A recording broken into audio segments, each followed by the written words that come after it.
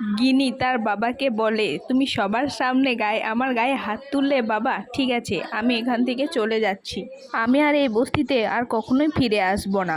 কিন্তু মনে রেখো, স্বস্তিকের খুব ধুমধাম করে বিয়ে হচ্ছে, আমি কার্ডটা বাই পোস্টে পাঠিয়ে দেব। আমি আর এখানে আসবো না, পুরো বস্তিবাসীকে নিমন্ত্রণ করে গেলাম, সবাই যাবে, গিয়ে দেখে আসবে যে কত বড় বিয়ের আয়োজন করা হচ্ছে। তারপর মেহেক এদিকে ফোন করে, সব ঠিক আছে তো? গণেশ গাঙ্গুলি বলে, হ্যাঁ সব ঠিক আছে। এরপর গণেশ গাঙ্গুলি কাঁদতে কাঁদতে বলে যে আমি আমার মেয়ের গায়ে হাত তুলেছি। মেহেক বলে, আপনি চিন্তা করবেন না, একটু সাহায্য করুন, সব ঠিক হয়ে যাবে। এরপর গীতার দেহটা অন্তিম সংস্কারের জন্য নিয়ে যাওয়া হয়। এদিকে প্রণয় এসে অগ্নিজিৎ মুখার্জিকে কিছু কাগজ দেখিয়ে বলে, এই দেখো কাগজে বেরিয়েছে যে গীতাকে খুন করা হয়েছে। আর তুমি তো অনেক নামি দামি উকিল ছেলে, তোমার সহ্য হয়নি তাই না?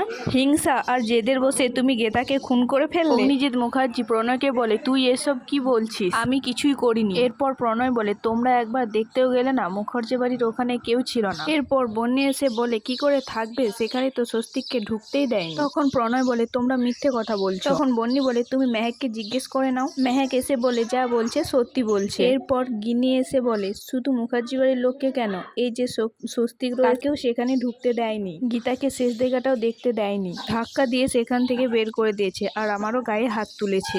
এরপর প্রণয় বলে, তাহলে আর কি, বিয়েটা হয়ে যাক তাহলে। অগ্নিজিৎ মুখার্জি স্বস্তিককে বলে, তোমাকে সব ভুলতে হবে স্বস্তিক, আমি তোমার ধুমধাম করে বিয়ে দিচ্ছি। এরপর সার্থিক একটা বক্স নিয়ে আসে, সেখানে কিছু কার্ড রাখা ছিল। বনি যখন বক্সটা খুলে তখন সেখানে গীতা আর স্বস্তিকের বিয়ের কার্ড ছিল। এরপর অগ্নিজিৎ মুখার্জির কাছে একটা ফোন আসে, এই ফোনে ওই লোকটাই ছিল যেটা কাভিয়াকে ফোন করেছিল। অগ্নিজিৎ মুখার্জিকে বলে, আমি কার্ডটার মধ্যে সব তৈরি করে পাঠিয়ে দিয়েছি, কার্ডটা পছন্দ হলে কার্ডটার দামের জায়গায় কাভিয়া ব্যানার্জি লিখে দেবে, তাহলেই হয়ে যাবে। এরপর অগ্নিজিৎ মুখার্জি বলে যে কেউ একজন ফোন করেছিল, সে বলল যে কার্ডটা পছন্দ হলে এই কার্ডটাই ছাপিয়ে নিতে। আর এইদিকে কাভিয়ার জন্য অগ্নিজিৎ মুখার্জি অনেকগুলো গয়না আর শাড়ি পাঠিয়েছে পছন্দ করে রাখার জন্য।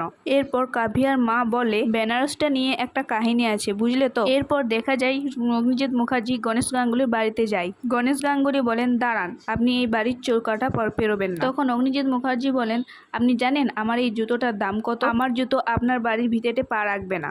আর থাক, আপনি ওইসব বুঝবেন না, আপনি এইসব দেখেছেন নাকি কখনো? এরপর অগ্নিজিৎ মুখার্জি গণেশ গাঙ্গুলিকে কার্ড দেয়, কার্ড দিয়ে বলে যে আমার ছেলের বিয়ে দিচ্ছি, আপনি আমার ছেলের গায়ে হাত তুলেছেন, তারই জবাব এইটা, বিয়ে দিচ্ছি ধুমধাম করে, পুরো শহর জুড়ে সেখানে যাবে, সময় হলে আপনিও গিয়ে দেখে আসবেন, আপনাদের তো আবার এইসব অভ্যাস নেই, গিয়ে খাবেন দাবেন আর সবকিছু দেখে আসবেন। গণেশ গাঙ্গুলিও গীতার শ্রাদ্ধ কার্ডটি দিয়ে বলে যে, এই নিন, আমিও আপনাকে একটা জিনিস দিচ্ছি, এটা হচ্ছে গীতার শ্রাদ্ধের কার্ড, তুমিও এসে ওর শ্রাদ্ধটা খেয়ে যাবেন, দরকার হলে আপনি পিণ্ডিও খাবেন। এরপর অগ্নিজিৎ মুখার্জি বলেন, আপনি আপনার সীমানায় থাকুন, বেশি বাড়াবাড়ি করছেন কিন্তু। এরপর গণেশ গাঙ্গুলি বলে, না না, বাড়াবাড়ি আর কোথায় করলাম। এরপর অগ্নিজিৎ মুখার্জি বলে, আমি এখানে কিছু চাইতে এসেছি, আমার জিনিসটা আপনি ফিরিয়ে দিন। এরপর গণেশ গাঙ্গুলি বলে, ও আপনি হাত পাততে এসেছেন? অগ্নিজিৎ মুখার্জি বলে, এখানে একটা বেনারসি রয়েছে যেটার দাম 20,000 টাকা, আপনি কখনো দেখেছেন? এটা এখানে থাকার যোগ্য নয়, আমি সেটাই কাভিয়াকে দেব। তখন গণেশ গাঙ্গুলি বলে, তার মানে 20,000 টাকা কম পড়ে গেছে, চাঁদা তুলে না হয় সেটা দিয়ে দেবো। তখন অগ্নিজিৎ মুখার্জি বলে, কোনো টাকা কম পড়ে না, যেটা যার সেটা তাকেই মানায়, এটা এখানে মানায় না। এর পরের মুহূর্তে দেখা যায় কাভিয়া সেই কানের দুলটা খুঁজে পায়, যেটা সে ওই ঘটনার রাতের দিন পড়ে গেছে, আর এটা দেখে ভয় পেয়ে যায়। কাভিয়া বলে, এটা তো ইম্পসিবল, এটা তো একটা আমার কাছে ছিল আর একটা তো ছিল গীতার কাছে, কিন্তু এটা এখানে কি করে এলো? এরপর কাভিয়াকে ওই লোকটাই ফোন করে বলে যে দয়া করে দোকানেই পড়বে।